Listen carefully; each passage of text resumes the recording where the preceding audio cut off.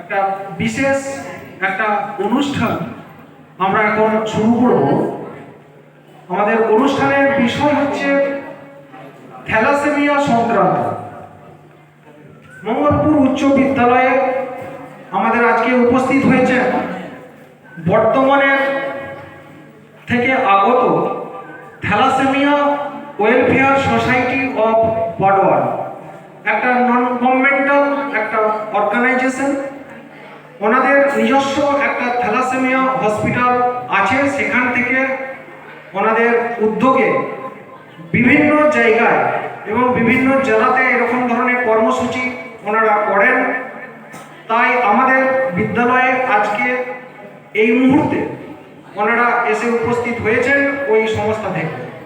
আমাদের সকলেই এখানে আমরা যারা উপস্থিত আছি তারা মন দিয়ে শুনব যে কি কারণে এই থ্যালাসেমিয়া যে রোগটা একটা ভয়ঙ্কর একটা রোগ। আমরা জানি যেটা রক্তের মধ্যে আমাদের এই রোগটা তৈরি হয় এবং একটা ভয়াবহ বিপজ্জনক রোগ এবং জন্মগত রোগ। আমাদের রক্তের মধ্যে হিমোগ্লোবিনের থাকার যে আমাদের কথা, সেই নর্মাল রেঞ্জ থেকে যখন আস্তে আস্তে আমাদের নেমে যায়, অর্থাৎ অ্যানিমিয়ার দিকে আমরা এগিয়ে যাই, তখন এই রোগটা আমাদেরকে আমরা বুঝতে পারি যে থ্যালাসেমিয়া আক্রান্ত। এবং এটা একটা জন্মগত রোগ। আমাদের বাবা মা যদি দুজনেই থ্যালাসেমিয়ায় যদি আক্রান্ত হয়ে থাকে, তার শিশু জন্মগতভাবেই কিন্তু এই রোগটা আক্রান্ত হতে বাধ্য। সবচেয়ে আমাদের ভাবতে অবাক লাগে, বিস্ময় লাগে যে আমাদের হোল ওয়ার্ল্ডের মধ্যে আমাদের ইন্ডিয়ায়, অর্থাৎ আমাদের ভারতবর্ষে এই রোগের আক্রান্তের সংখ্যা, রোগীর সংখ্যা সব থেকে বেশি।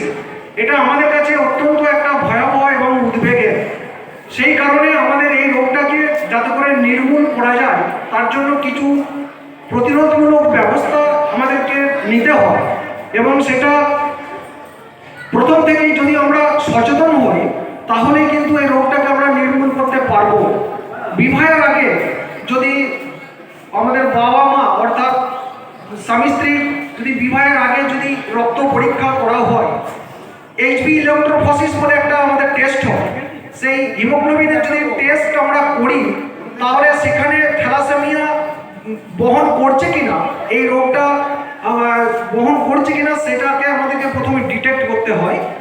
এবং যদি দুজনেই যদি এই থ্যালাসেমিয়া রোগটার যদি দুজনেই বাহক হয়ে থাকে, তাহলে কিন্তু তার শিশু এই রোগে আক্রান্ত হতে এসে বাধ্য।